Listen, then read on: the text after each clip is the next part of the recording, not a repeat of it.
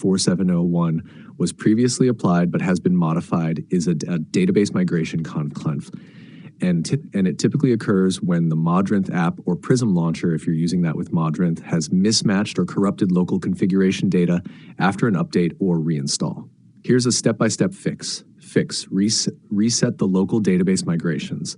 This will likely reset app settings, not your modpacks or Minecraft data, so proceed carefully. For Windows 1, close Modrinth app completely. 2, press WinR, type %app data %. 3, navigate to the folder Modrinth Launcher.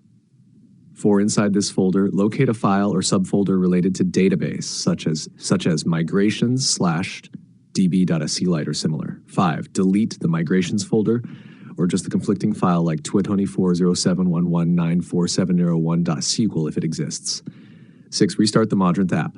For macOS, 1, open Finder. 2, press Command-Shift-G and enter /library/application support/. 3, find and open the Modrinth Launcher folder. 4, delete the problematic migrations file or the entire migrations folder. 5, restart the app. For Linux, 1, open your file manager or terminal. 2, navigate to local/share/modrinth-launcher/. 3, delete the migrations file/folder. 4, restart the Modrinth app. Alternative solution, if that doesn't work, 1, uninstall Modrinth.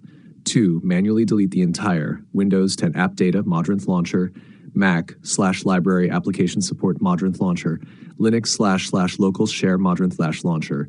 3, reinstall the latest version from modrinth.com.